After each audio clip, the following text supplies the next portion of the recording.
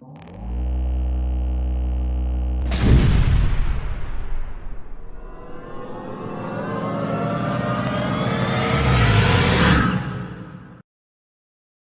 morning, and welcome to the first ever Mysticism Decoded podcast. I am your host, Aleph Lev, and thank you for joining me today. I wanted to cover a number of things on this first podcast to let you know why I got into this business, what is mysticism, what are the links between Judeo-Christian mysticism and UFOlogy, the sects of Kabbalah and the sects of Merkavah, mysticism specifically, that is what they're called. So let me jump right into it. It was about the end of October 2021 when I came across an article that really jarred me. And that article, I believe it was from the New York Times, but it was about the US government tacitly admitting to the existence of UFOs. Now, this was incredible to me because now that we've gone through COVID and, most of us have realized that the government isn't always so forthcoming, especially from the beginning of things, that once we got this tacit admission of UFOs, it lent credence and credibility to so many whistleblowers and individuals that came out from the government over the years that had said UFOs existed and ETs existed and things of this nature. So once the government admitted to UFOs even tacitly, I knew that the floodgates were open now. Of course, it was only the tip of the iceberg, but this is what got my interest on fire, so to speak.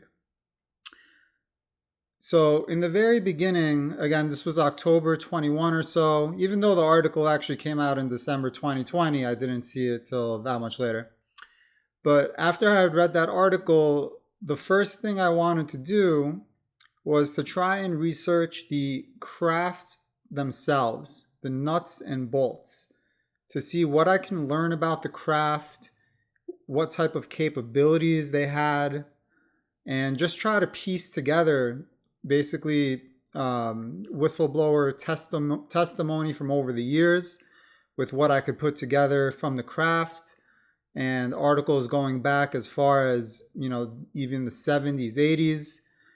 And what was really interesting is that when I started studying the nuts and bolts phenomenon of the craft, it inevitably led me to another side of UFOlogy.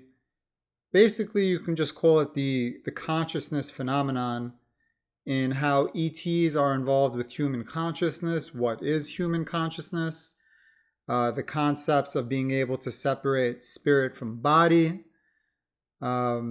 and this entire esoteric field, which is really something you only learn about after you have gone down a specific rabbit hole. So now I started trying to research everything I could, both about nuts and bolts craft, as well as the consciousness phenomena.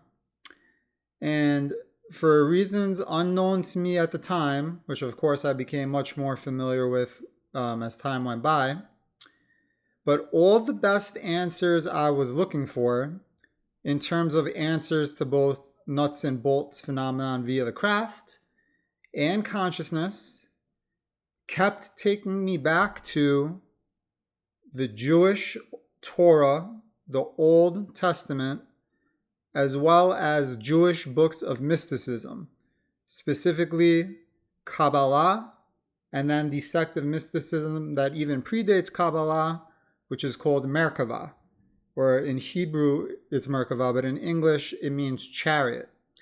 And I'll explain in a bit, but that term chariot in this context actually has dual meanings. So I said to myself, why is it when I'm researching ET craft, the consciousness phenomena regarding ET and spirituality, does it keep leading me back to the Torah and books of mysticism? Now, I must tell you that I am of Jewish background. I was not particularly religious or spiritual before this entire journey began. I was not Orthodox.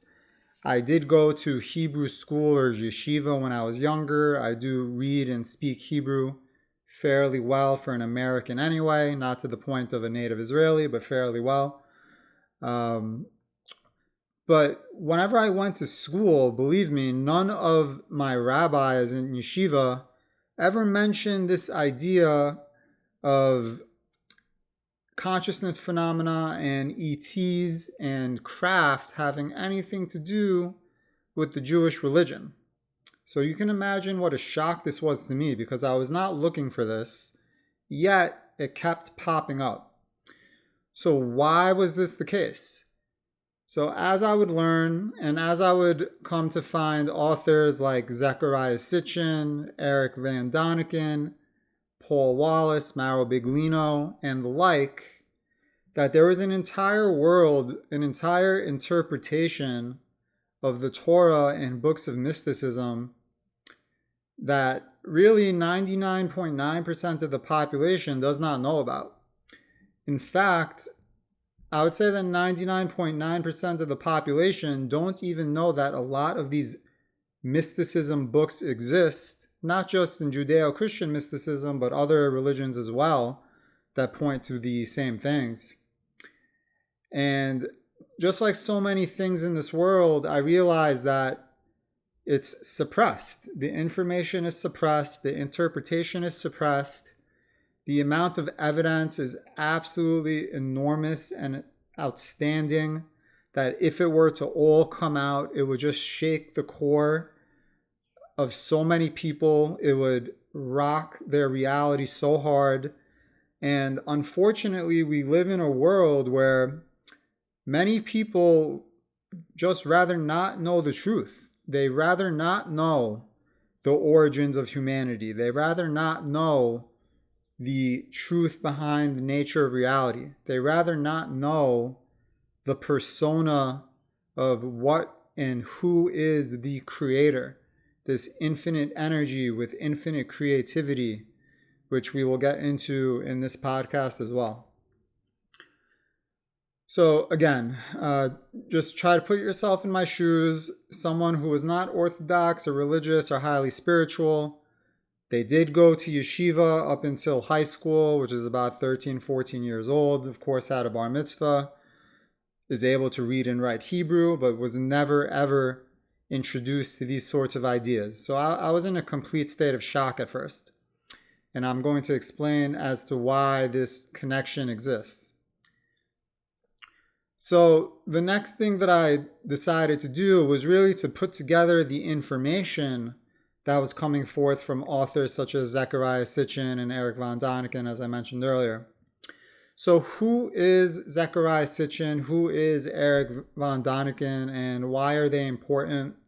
And we're going to tie in ancient Mesopotamia and ancient Egypt into our chat here. So Zecharia Sitchin, who is also Israeli himself, was able to speak and read Hebrew to the point of a native Israeli, because he actually did grow up in Israel. But he was a student of what you call ancient Mesopotamia.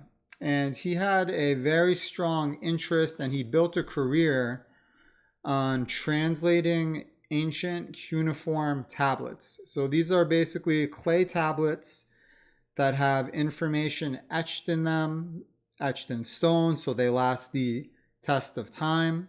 And although it is a difficult language to translate, it is not impossible. We have the capability of doing it. And Zecharia Sitchin, he trained himself and he taught himself how to read ancient Mesopotamian cuneiform and how to translate it. Now, of course, being that he was Israeli, he grew up in the culture. He grew up learning the Torah in its native tongue of Hebrew. He was well versed with all things Torah. And as he was reading the ancient cuneiform tablets, he was able to piece together that these tablets were not only talking about the same events of the Torah, but they predated them by a good margin. And it also went into further detail about the history, the culture, the lives, the stories of what we tend to call the Elohim and think of as the all-creative God that created the cosmos and the universe. But actually they are two separate entities. That the term Elohim is commonly mistranslated in our Bibles and by our rabbis, our priests, our imams, whoever it may be, as translating to God, when the term Elohim, which is a plural Hebrew word, is referring to this group of deities, these ancient Mesopotamian gods, who are also at the same time the ancient Egyptian gods or pharaohs. So I want to get into this idea briefly here, and I'm going to go into it in much further detail on future pods. But the idea of Elohim versus the all creative God that did create the universe and everything in it, which in Kabbalah there is another term for called Ain Sof. Or in Hebrew, this means no end. So Elohim, as I mentioned, this is translated as God in your typical Bible and what you've been told by any religious authoritative figure you've ever met in your life for the most part. Now, I just want you to think for a moment of the line in the Bible that says, "We created them in our image." We is a plural word. Our is a plural word. Elohim is a Hebrew plural word, where El is singular. Ain Sof, on the other hand, is a term that translates to no end. And what do we have to take from the term no end? We have to take away the following. No end indicates infinite consciousness, infinite creativity, infinite love, and what I submit to you is vibrations at the speed of infinity, an energy vibrating at the speed of infinity. So infinite energy vibrating at the speed of infinity, which allows it to be in a state of all potentiality. This is a very important concept, and we're going to be going into this in much greater detail in future podcasts. And it's really the backbone of why it is that I do what I do. Now, in addition to the term Elohim, which I've just explained to you is a plural word, let's put that on the side for one moment. Let's look at another word that typically people associate with the angelic realm, which in Hebrew is the word malach, and in English it is typically translated as angel. It also specifically means messenger in Hebrew, where Hebrew is a polysemous language, where one word can have multiple meanings. It just is based on the context. But angel and messenger go together quite well. But let's look at the characteristics of an angel. An angel, you would say, is not human and whose habitation is not earth. Now let's look at a human, or let's say a terrestrial. So a terrestrial, a human, is obviously a human from the planet Earth. An animal, which a human is an animal from the planet Earth, as such it is terrestrial. An angel is not human. An angel does not have their habitation on the planet Earth. As such, you have to conclude that an angel equals extraterrestrial. Now, what I've just said is either going to jive with you and it's really going to awaken something in you, or you're going to write it off and say that does not do anything for me. I don't like it. It doesn't make sense. And I just want to say, if you're an individual who felt like the latter, there's really never going to be enough evidence for you. You're the type of person that always moves the goalposts, that doesn't accept evidence or fact or an enormous amount of circumstantial evidence, things of this nature. And short of an ET showing up in front of you and slapping you in the face, you're unlikely to ever accept what has been presented to you, and I don't know how much can really be done for you.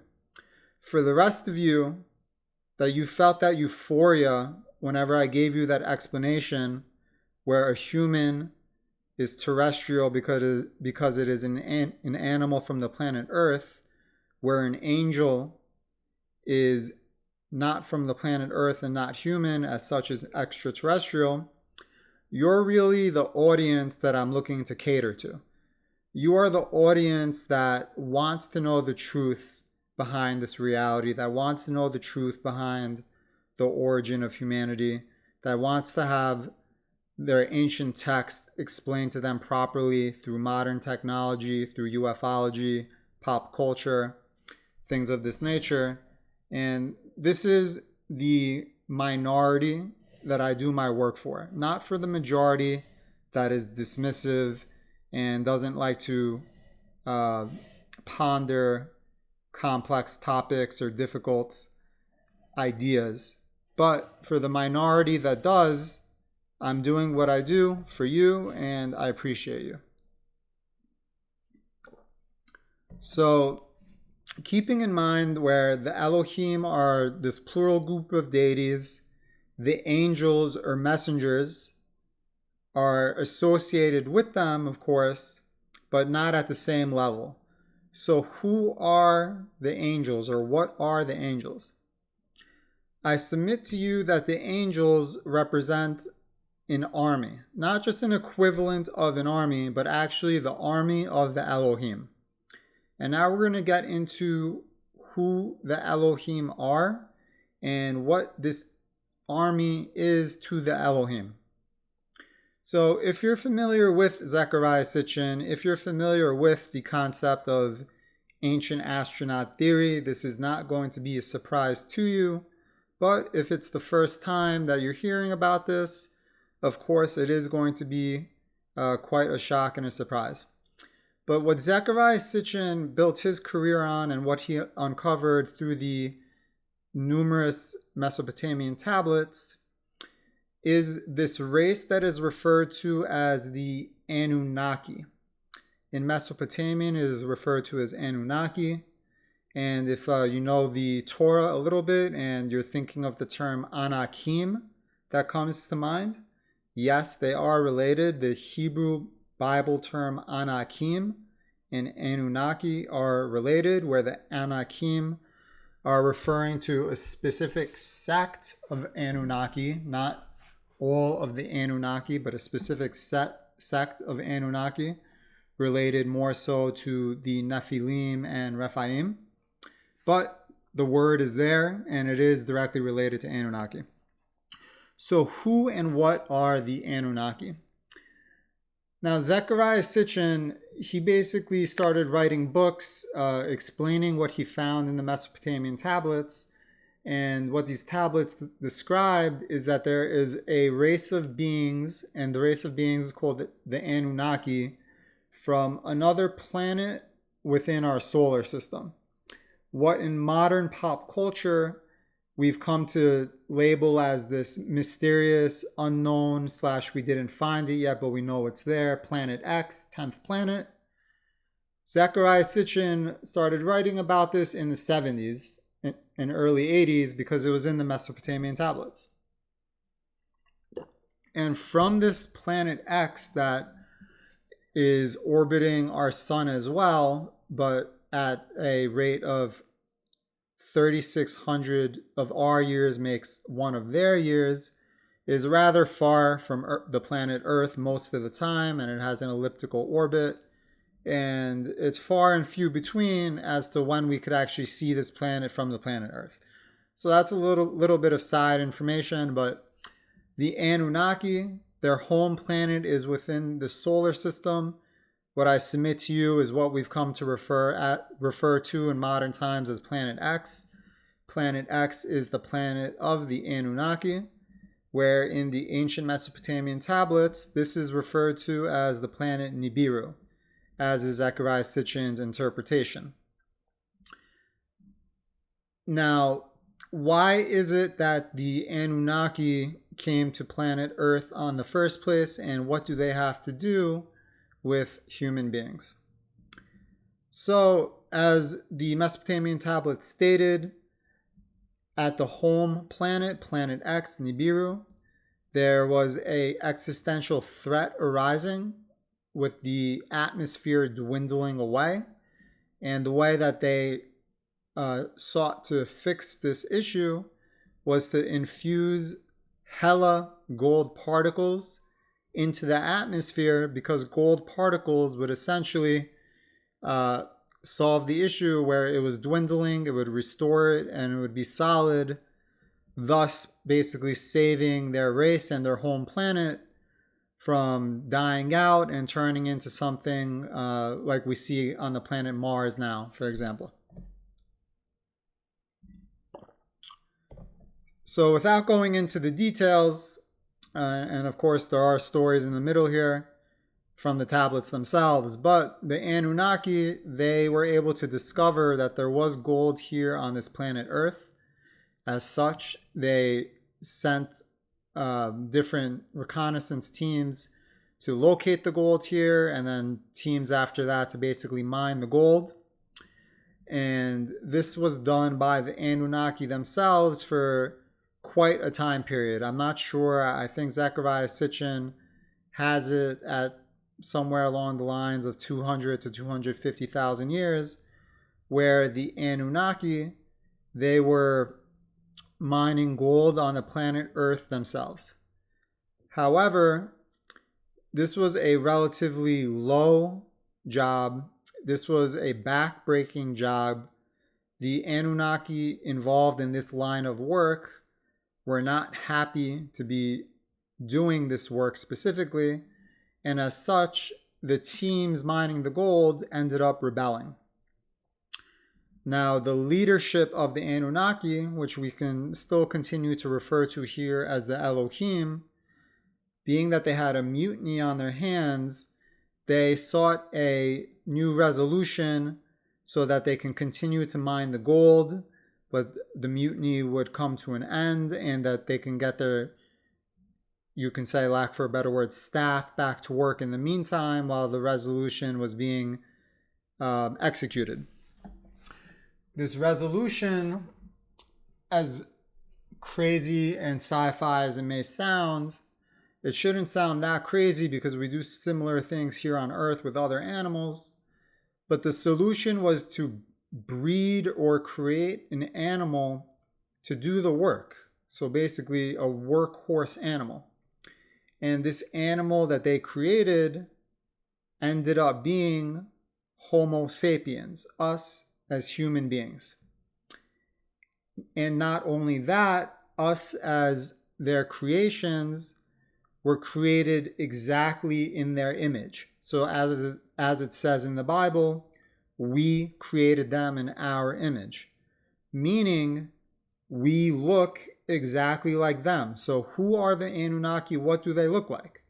Well, essentially, the Anunnaki are human beings as well, but they are a more evolved human. They have more capabilities than us, as we were created with limitations, and they're also significantly larger.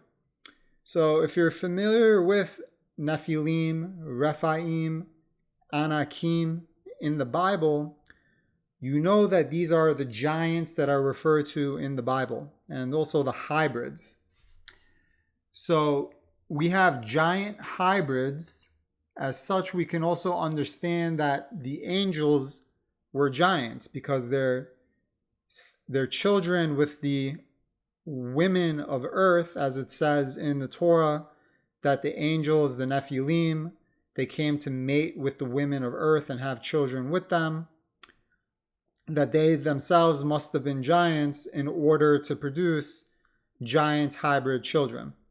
And you can also understand this because anytime there is a human that encounters an angel in the Bible, they are basically looking straight up. They are looking up at the angel because it is much taller and larger.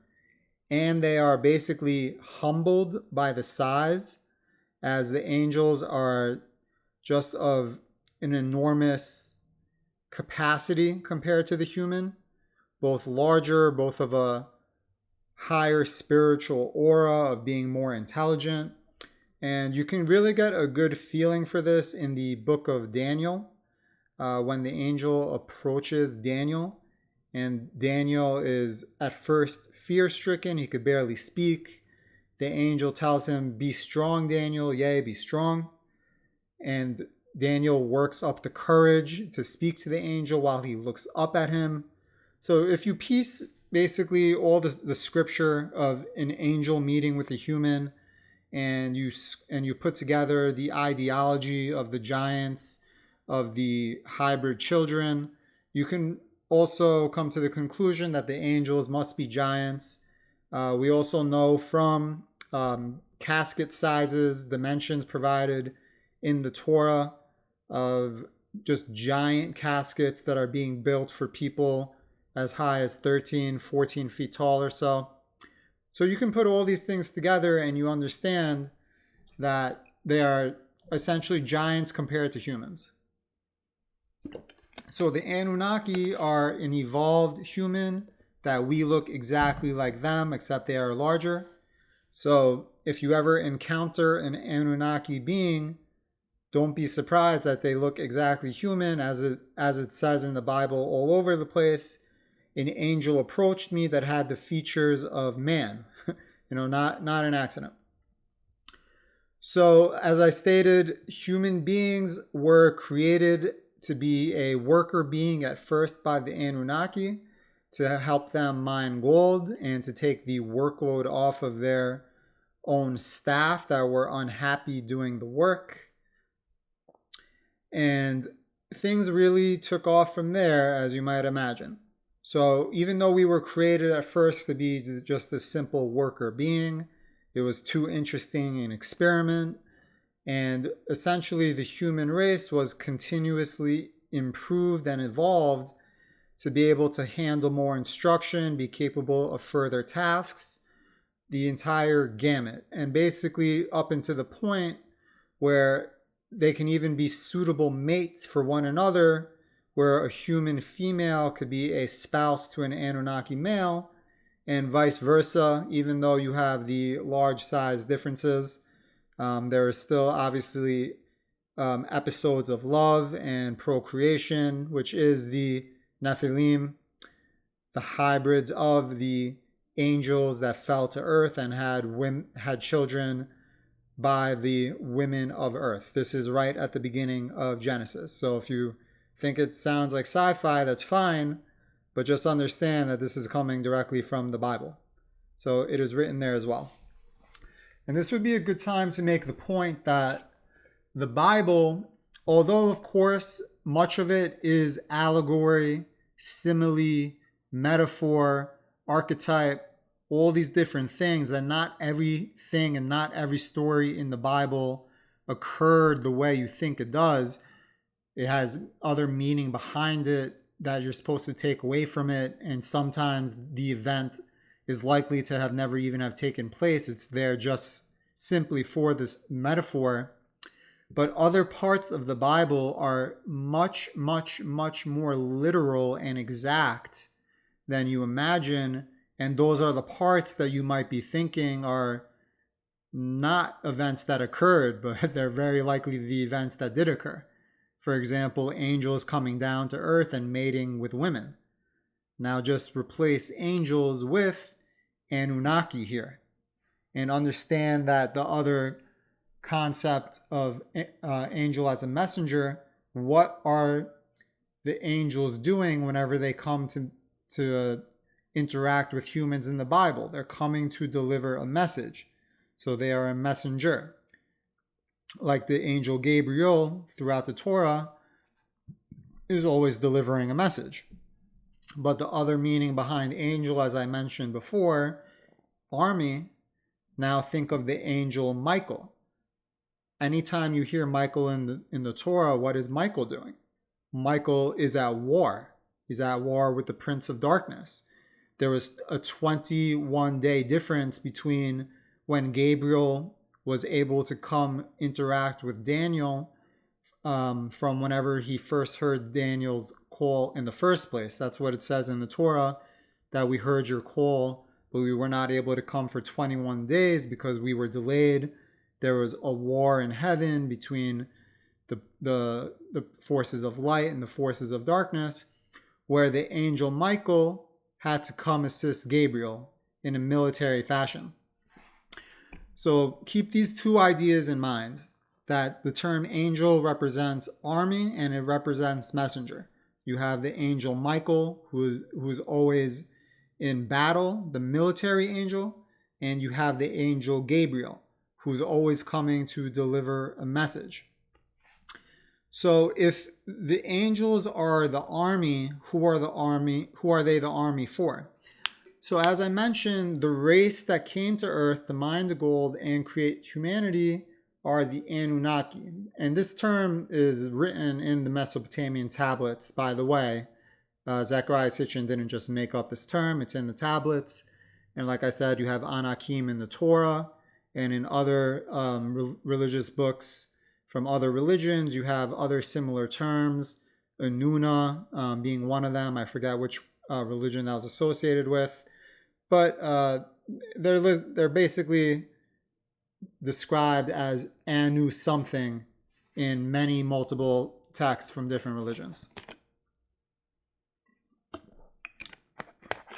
Now, within the Anunnaki, you have basically a caste system similar to Hindu, where you have the top tier, you have the tiers lower than that, the middle, and then you have the bottom tier. So that top tier of Anunnaki, this is what you would refer to as the Elohim, the most powerful ones. And keep in mind that in the Torah, when we refer to Yahweh, we are referring to El Elyon of the Elohim. So basically the leader of the pantheon of this group of multiple beings referred to as the Elohim. Now, I know in the Torah, this would be difficult to understand because within it, we have areas where the Elohim is referred to specifically as these beings, where El Elyon, Yahweh, is the head of the pantheon, and they're literally having meetings or walking around or speaking with humans or different things like this. And then you have Elohim in the context of Genesis, where it is describing or attributing the powers of Ain Sof, the creator, to the Elohim. So this is confusing because we're not sure initially whether we're talking about Ain Sof, the infinite energy, or we're talking about the Elohim because it's discussing the creation of the universe. And what I have concluded regarding that is that the Elohim, they are basically, you could say for lack of better words, masquerading as Ain Sof, or poetically attributing the creative powers of God to them in a tongue-in-cheek manner. Maybe masquerading is a little bit too harsh of a word, but it is still this group of multiple beings referred to as the Elohim, not the infinite energy, the creator that is Ain Sof. And same idea when we see Yahweh, Yud He Vav He, throughout the Bible. Sometimes this is referring to a walking, talking being, and sometimes it is being used to attribute the powers of Ain Sof to Yahweh. It's the same tongue-in-cheek manner of attributing the power of God to them, but really there is a difference. And this is shown very brightly, especially within the mystical text of Kabbalah and Merkavah. So I just wanted to make that short statement on Elohim versus Ain Sof and explain Elohim and the angels and why we have this confusion between Elohim and Ain Sof throughout the Bible. Now, within this pantheon of the leadership, the Elohim, we have still different tiers. And without going into great detail here, we have Enlil and Enki. These are basically the two oldest children to the supreme leader, so to speak, of the Anunnaki, whose name is Anu, which is where Anunnaki is derived from. And one is his son with his wife, which is Enlil, and the other is his son with one of his concubines, which is Enki. So even though Enki is older in their culture, which has also been passed on to Judaism, if you are a son of the wife as opposed to the concubine, you will still be at the top of the inheritance list because you are the son of the wife and not the concubine. So the concubine child, even if it is an older male than the male that is born to the wife, will be placed as secondary because the laws default to the heir, the children of the first wife. Now, I'm not going to be going into that into great detail. That has a lot to do with why the Anunnaki, Elohim, they split off into different branches that compete against one another. But I just make the statement to make the following point, where if you know Zecharia Sitchin's work, this again won't be a surprise. But who is Yahweh? Yahweh is Enlil, which is the first son of Anu to his first wife. And he is the God of the Jews and the Christians. The Judeo-Christian God is Enlil, is Yahweh. Now, many people also believe that the same God, Yahweh, is Allah. I submit to you that that is not the case, that Allah is a different being than who is Yahweh, which is Enlil, but I'll get into that in a future podcast. But just to set the stage now as to what are the books of Judaism, both the Torah and the mystical texts, and who did they come from, and what sect of Anunnaki did they come from? So as I just stated, Yahweh, the God of Israel, of the Jews and Christians, is this Mesopotamian god Enlil. And I also make the case in my book that I believe the pharaoh that makes most sense to be associated with Enlil is the pharaoh Geb, also for future discussion. But I'm submitting to you that the pharaoh Geb is Enlil, is Yahweh. And the Torah comes from this sect of Anunnaki, which let's refer to them as the Enlilites. So the Torah is an Enlilite text. As such, now when we look at the books of Judeo-Christian mysticism, Kabbalah and Merkavah, these are also texts that are given to us from the Enlilites. That's what I want to explain. The Torah is an Enlilite text. Kabbalah and Merkavah are Enlilite texts. So now, getting to the idea behind this article, of which I'm sharing my screen, and also the book that I wrote, which is titled Connect to Source. What is Kabbalah? What is mysticism? And how does this tie into UFOlogy, consciousness, spirituality, the all-creative creator God, Ain Sof? And let's get into that right now.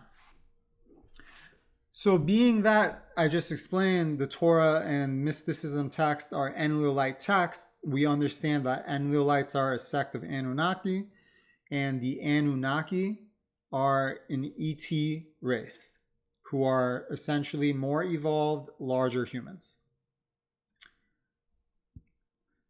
Within the text that they have given to us, they have basically gifted us and shared with us information about the origins of humanity, the origins about the nature of reality, the origins of God, the Ain Sof, information about his persona, why the world was created, and all these different things.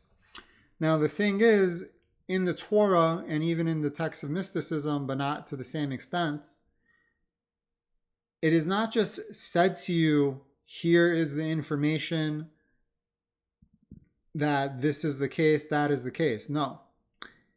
It is written in a poetic, enigmatic way where it has to be deciphered, translated correctly for you to understand what is going on. It is in their nature, the Anunnaki, it is part of their culture to encrypt. They are great cryptographers. This is a main aspect of their culture. They take a lot of pride in it. They take a lot of joy in it, cryptology. So they write in poetic mysteries. They are very good at that.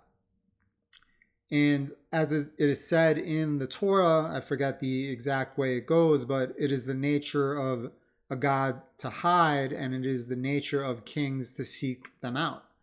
So basically, they want for the diligent, they want for the intelligent to basically seek out the truth, to decrypt their poetic mysteries and understand the meaning behind the text, the multiple meanings, the representations, the symbols, all these different things. So throughout the Torah and the books of mysticism, you are given profound information, but you have to piece it together with modern cutting-edge science, with modern cutting-edge information about what we know about spirituality and consciousness, tied together with pop culture phenomenon such as UFO, UAP, the existence of ETs. It's all there, but you just need to shine the light on it the right way so you can see it. Now, like I said before, 99.9% of the population, they're in the dark. They're not shining the light on it. And even if you put the light on it for them, a lot of them don't want to see the light. They'll knock the flashlight out of your hands. They rather continue to live under these false pretenses than have their belief systems altered. And for whatever reason, if you bring the truth to someone's door who does not want to know the truth, they consider this an attack on their belief systems. They don't consider this as an act of enlightenment where you're trying to help them know the truth. They consider this as an attack on them directly. And for that reason, don't be surprised whenever they come back and attack you personally, professionally, spiritually, every manner they can, because they don't want you to know the truth either, and they don't want you to shine the light on it so that others know the truth, and it upsets the balance of their belief systems. Whenever you take the concept of persecution in the Bible, and I believe this is more of a New Testament statement, I think it comes from the New Testament, but the idea of whenever you seek God and push the idea behind God, expect to be persecuted. Well, no one has a big problem with the 10 Commandments as far as I know. So what does this mean that whenever you push the values of God, expect to be persecuted? What this statement is indicating is that whenever you shine the light on the fact that the Elohim of the Bible are a separate group of entities that are not Ain Sof, that are not the creator God, expect to be persecuted, because these people don't want to know that the beings that they've been worshiping in their religion is not God the way that they thought of God, but they are actually worshiping an alien that is very uncomfortable to them and for them. And even rabbis will tell you that Ain Sof and the Elohim are one and the same, to try to rectify this in their mind.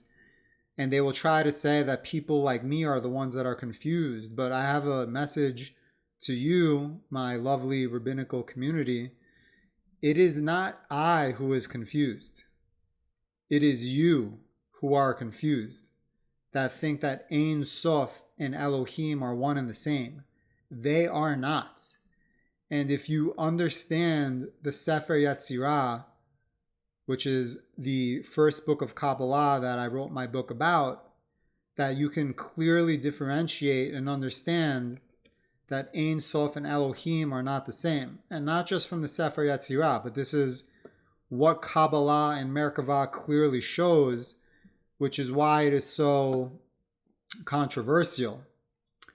So, getting back to my main point here, that the Torah and mystical texts are Enulite texts, which are, long story short, texts given to us by an ET race, and that ET race is the Anunnaki. Now, within the books of Kabbalah, you have different topics covered, including the origins of humanity, the origins of the universe, information about the persona and characteristics of God, more detailed information on the lives and culture of the Elohim, which are the Anunnaki.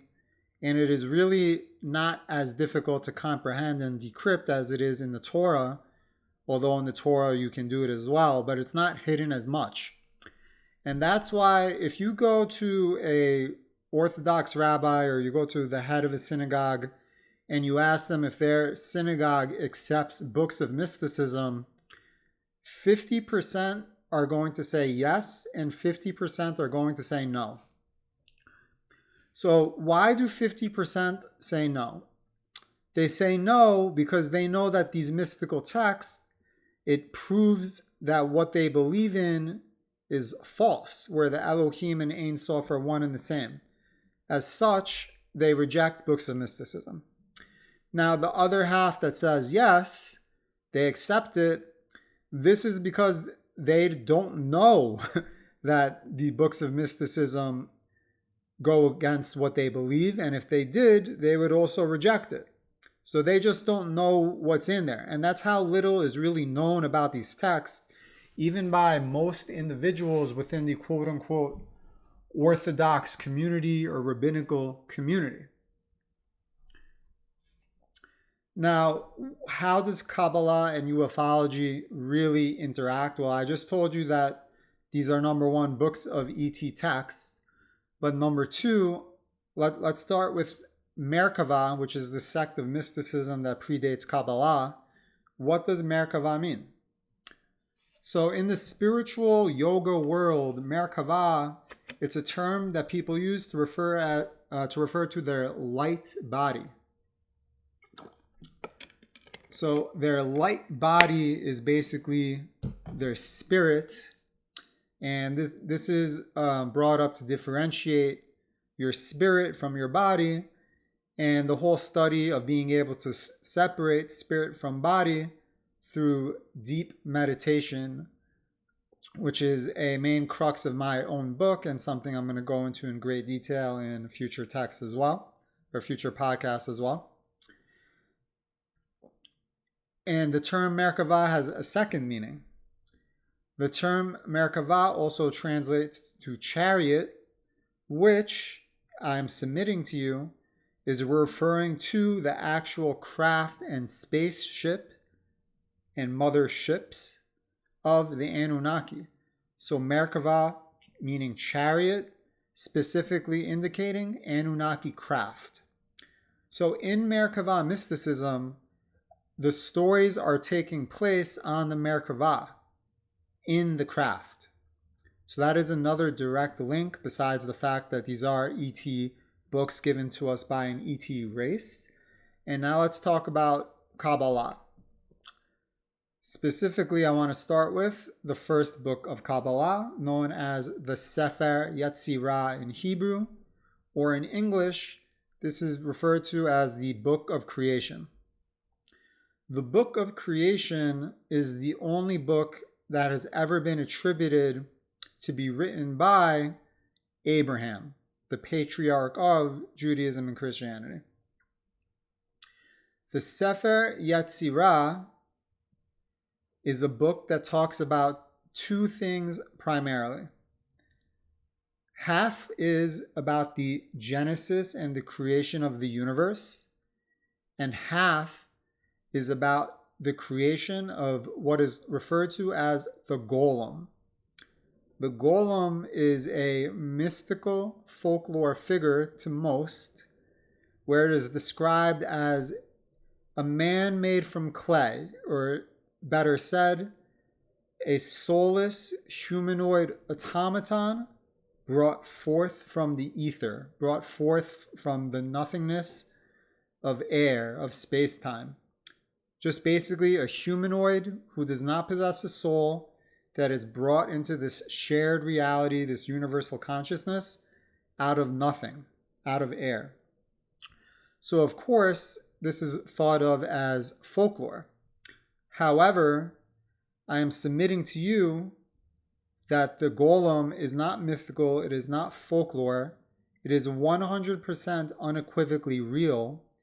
And within my book, I lay out the science for creating a golem, as it is also provided by the declassified CIA document referred to as the Gateway Process. So let's understand what my book is about and why I wrote it. So the Sefer Yetzirah, as I mentioned, is half about the creation of the universe, half about the creation of this figure referred to as the golem, which is written of in the Torah and other books of commentary like the Talmud and Gemara of ancient times.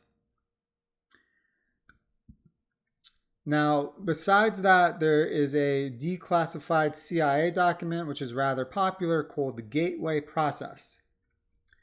The Gateway Process, it's primarily known for its role in explaining the government program of remote viewing. But if you get into this document, it goes into other esoteric concepts as well, such as the creation of the universe, as well as what God is, who God is, and what constitutes the characteristics of God. And I came across this document because, as I said earlier in the podcast, that whenever you start studying UFOs, UAPs, you inevitably come to an intersection where it crosses into spirituality and consciousness and the idea of what God is. And that leads you to finding this CIA document, or this declassified document called the Gateway Process. So the Gateway Process was written by Lieutenant Wayne McDonnell, assisted by Israeli scientist Yitzhak Bentov for the most part, as well as others.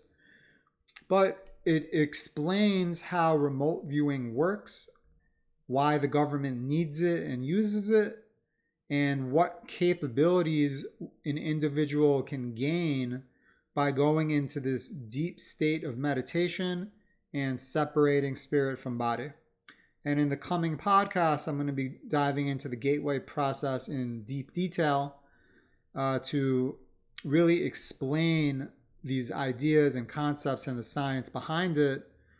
Because the thing is, if you don't understand the Gateway Process, you don't understand that we live in God's imagination, we live in God's mind, which makes anything possible, which makes it an equivalent reality to, let's say, had we been in a computer digital simulation, except it is not a digital computer, wherein it is God's mind or imagination, where he has confined his infinite energy to create individuality and form separate from himself, a topic we'll get into in great detail in future podcasts, you won't be able to believe or understand how it is or why it is or what it is, this information we're getting from Kabbalistic and mystical texts. Because these texts, they cover interactions between ETs and humans.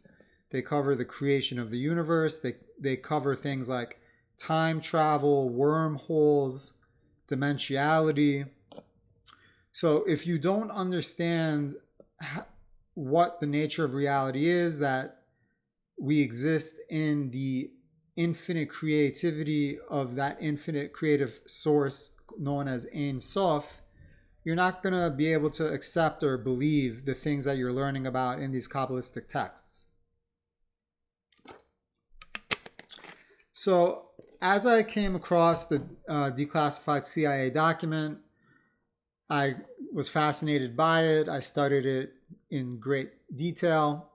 And shortly after, I came to the Sefer Yetzirah, and I saw that in the Sefer Yetzirah, where it is poetically describing the creation of the universe and these different things, that it aligns and matches up with the CIA document exactly, except one is written in enigmatic poetry and one is written in, just modern English, trying to explain the science, but they're talking about the same things. Now, I thought that this book would have already existed. I was sure that someone must have written it 10 years ago or something. But as I looked to buy the book, because I wanted to read about the connections between them, I saw that no one had written the book. And it dawned on me that it must be a majority are not aware of this and have never heard of either text or document.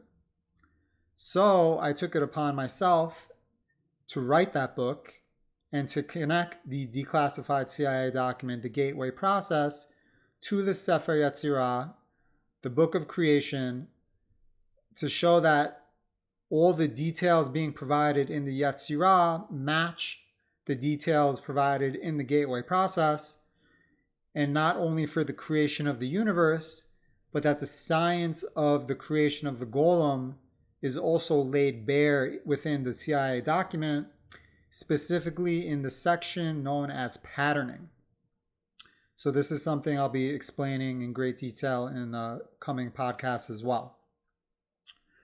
So I took about 2 years or so to write this book. It is online on Amazon now. You can find the link in my description. All my links are there. But not only did I write this book, but I decided that I'm going to basically make this a career where I'm going to explain other books of mysticism through this lens of modern technology, modern science, UFOlogy, and ET contact, because that's really what these books are. That is how they are meant to be translated, and no one else is doing it. Now, you do have people doing this for the Torah, the Bible, but you don't really have people doing this for books of mysticism at all, outside maybe for the Book of Enoch, which is a very popular one, which I will cover as well.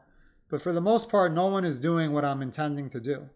No one is translating Kabbalistic texts and Merkavah texts through the lens that I just described to you. And if no one is doing it, then the information is not out there. If the information is not out there, then the vast majority of the population, possibly 99%, do not know. So I am trying to bring out that 1% of information, if only even to the 1% of the population that wants to know about it. So if you choose to follow me, if you choose to subscribe to my video and my Substack blog, this is what you're going to learn. You are going to find out about all this information as I find out about it. So the book that I wrote specifically, titled Connect to Source, it goes into great depth as to how the Sefer Yetzirah and the gateway process mirror one another, how they validate one another, even though that they were written thousands of years apart. And I make the case that even though it was written by Abraham, he was aided by the Anunnaki, specifically the Enlilites. And even within the Sefer Yetzirah, we have an interaction between Abraham and the Master of All, where he essentially gives him a hug and speaks to him, which, again, if you're the all-creative, infinite energy, you're not walking around giving hugs and speaking to people. As such, another prime example of we're talking about a walking, talking being, aka Enlil. So my book will cover all the connections between the gateway process and the Sefer Yetzirah.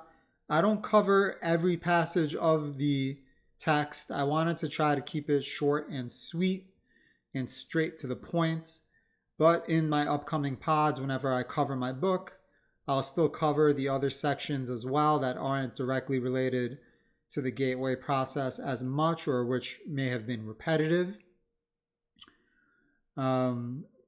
And I'll also go into great detail as to how the Sefer Yetzirah describes the creation of the golem, which we can understand from the section called patterning in the gateway process.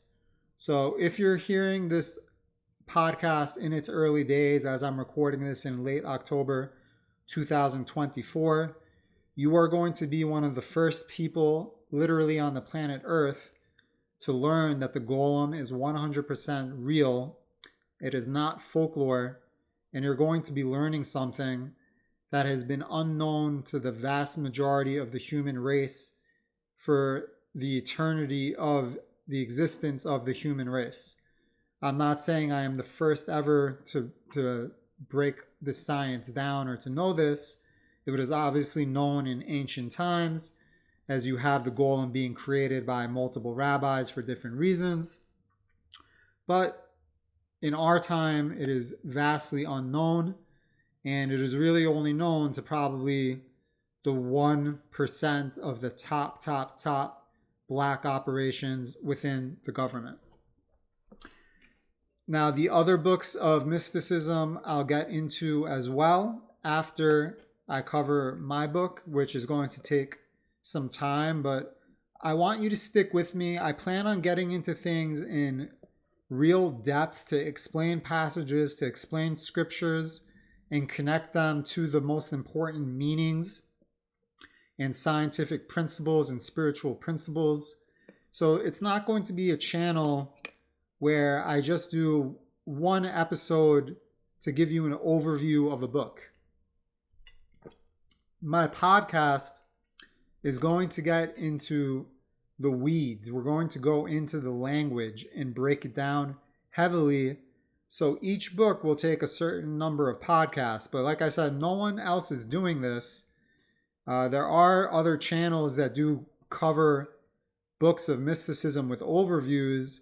Not that they translate them through the same prism that I do, but those other channels exist, and that's not what I'm doing. I am getting into deeper detail. I am basically doing forensic audits, so to speak.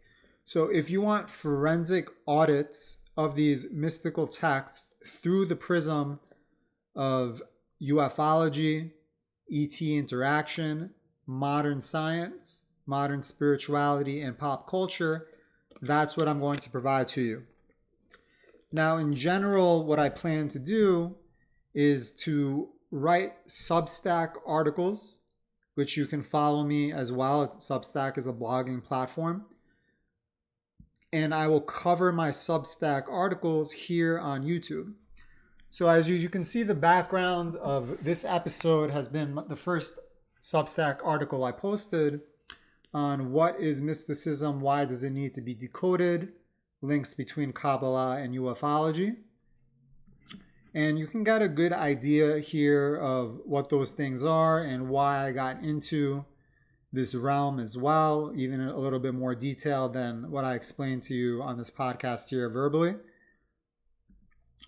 And in addition to that, I have provided a preview to my book, Connect to Source, that you can see here in the background. This is the table of contents.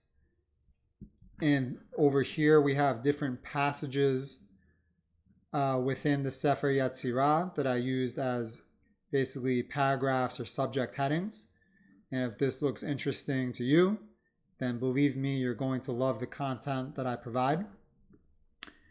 And now I want to leave you with a short poem that I wrote. And if this resonates with you, then please subscribe, please share, please comment. Again, no one else is doing what I'm doing. And believe me, it takes a lot of courage to do what I'm doing. Even having just started, I have taken a lot of bullets from friends, from family. You never know what you're going to run into until you start going down your spiritual journey. And then you see who wants to take the red pill, who wants to take the blue pill, and what they're willing to do to you if you're not willing to side with them. So with that said, I'd like to read the poem that I wrote to you. And if you like it, please do something on the video. Just don't do nothing. And here it goes. A letter to the seeker of truth. In the depths of my heart, I embark upon a quest to elevate humanity's consciousness, each soul truly blessed. Through these humble words, I strive to impart a wisdom that resonates, igniting minds like sacred art, gathering the proof in its wisdom profound, unveiling mysteries so divinely bound. For ancient scriptures, cryptic and grand, were penned in ways enigmatic, hard to understand. And in the gateway process, a labyrinth text, Lieutenant Wayne McDonnell endeavored to digest, simplifying language for his superior's sake, yet still an arduous journey for seekers who partake. But listen, seekers of light, whose spirits yearn to grasp this secret knowledge, your souls eager to learn. Remember the words of Daniel, wise and true, for many shall be refined, pure and anew, while the wicked in their wickedness will pursue. None shall comprehend, but the wise they shall construe. Interpreting these words in the sacred realm, primitive minds shall ridicule, seeking to overwhelm. Laughing and blaspheming, obstructing your way, but fear not, for their ignorance won't lead you astray. In the book of Daniel, my brethren, I reveal that the wise in their understanding shall kneel, recognizing the Elohim, celestial beings of might, are the Anunnaki, radiant in their cosmic light. And as Thoth proclaims in his emerald tablets grace, the journey is arduous, each step you embrace. For within that pinnacle your vision shall expand, unveiling the bond between Anunnaki and man. Though history's tapestry may blare blemishes and strain, love, goodness, and purpose course through each vein. For your spiritual growth in this life and beyond, a profound connection with the divine, an eternal bond. I embrace this challenge, compelled by its call, to uncover the hidden knowledge held within a sacred thrall. The Anunnaki, custodians of wisdom untamed, left their treasure for the worthy, their mission unashamed. In the words of Solomon, sage beyond compare, it is God's glory to hide secrets, for kings to dare. So let us seek, dear souls, with hearts open wide, as we unravel the mysteries with honor and pride. I hope you liked my poem. I hope you liked my first video. Again, all links will be in my description. And I just wanted to mention as well, I'm not only going to be covering ancient texts of Judeo-Christian lineage, But I'll also be covering things that have to do with UAP disclosure, World War III through the lens of the Gog versus Magog war, spiritual and mystical texts from other religions and cultures outside of Judeo-Christian as well. Really, anything that I feel is worthwhile covering, that I think is relevant or important for my audience to be aware of. Thank you again, and I hope you'll be joining me on this journey for the long term. And in the next podcast, we're going to be getting into the gateway process in further detail and more into the idea of what Ain Sof, that infinite energy, is, the characteristics of Ain Sof, and the persona of Ain Sof. And I'll be getting that out to you guys rather soon. Looking forward to it. Much love. Aleph Lev out.